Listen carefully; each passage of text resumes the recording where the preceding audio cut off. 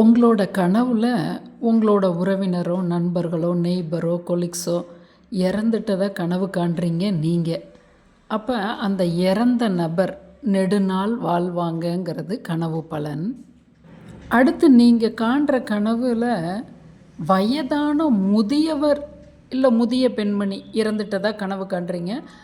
அவங்க உங்களுக்கு தெரிஞ்சவங்களா இருக்கலாம், இல்ல தெரியாதவங்களா இருக்கலாம். ஆனா வயதானவங்கள இறந்ததா கனவு காண்றீங்க அப்படின்னா, அந்த நபர்கள் அந்த வயதான நபர் இறக்கறதுக்கு 10% தான் வாய்ப்பு. ஆனா, அந்த நீங்க கண்டீங்க இல்லையா, ஒரு 80 வயது மதிக்கத்தக்கவர் இறந்ததா காண்றீங்க. அதே 80 வயது மதிக்கத்தக்க ஒருவர் உங்களுக்கு தெரிஞ்சவங்களா இருக்கலாம். அதுபோல மற்றொரு மனிதர் இறப்பதுங்கிறது இந்த கனவோட பலன். அடுத்து கனவுல நீங்களே இறந்துட்டதா கனவு காண்றீங்க. ரொம்ப நல்லது. அதாவது நீங்க நெடுநாள் வாழ்வீங்க. உங்களுக்கு ஏதாவது சின்ன சின்ன தொந்தரவுகள் இருந்தா கூட அத வச்செல்லாம் நீங்க பயந்துக்க வேண்டியதில்ல. உடம்புல நோய் இருந்தா கூட. நெடுநாள் வாழ்வீங்க. அதோட கூட கனவு கண்டதுக்கப்புறம் ஏற்கனவே இதுவரையில இருந்த செல்வ செழிப்புல இருந்து கொஞ்சம் மேம்பட்ட, ஒரு ஸ்டெப் மேம்பட்ட ஒரு பொருளாதாரம் மேம்பாட்டோட இருப்பீங்கங்கிறது கனவோட பலன். கனவுகள் நமக்கு கிரகங்கள் மூலியமாக தான் நமக்கு நிறைய விஷயங்கள சொல்லுது.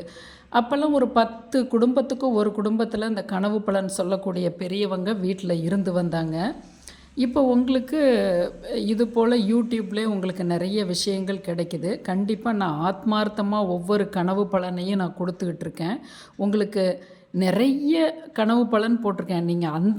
நீங்கள் அருணா ராஜா சடுக்கலைன்னு போட்டு கனவு பலன்னு போட்டிங்கனாவே ப்ளேலிஸ்ட்டில் எடுத்து பார்த்தீங்கன்னா கனவு பலன்னு தனி ஹெட்டிங்கே கொடுத்துருக்கேன்.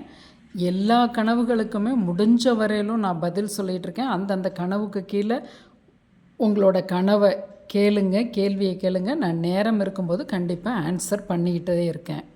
இந்த கனவு பலனை திக்கற்றவர்களுக்கு ஒரு எச்சரிக்கையாகவும், இல்லை நல்லதாக இருந்தால் நன்மை, இனிமேல் நீங்கள் இப்படி செழிப்போடு இருக்கலாம், கவலை வேண்டாங்கிறதோ, அந்தந்த கனவு நீங்கள் காண்ற கனவுக்கு தகுந்த மாதிரி நான் உங்களுக்கு ஆன்சர் கொடுத்துக்கிட்டு இருக்கேன்.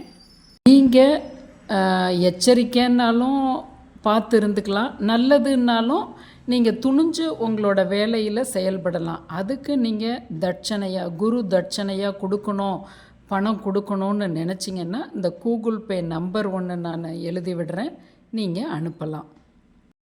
ஓம் நம சிவாய.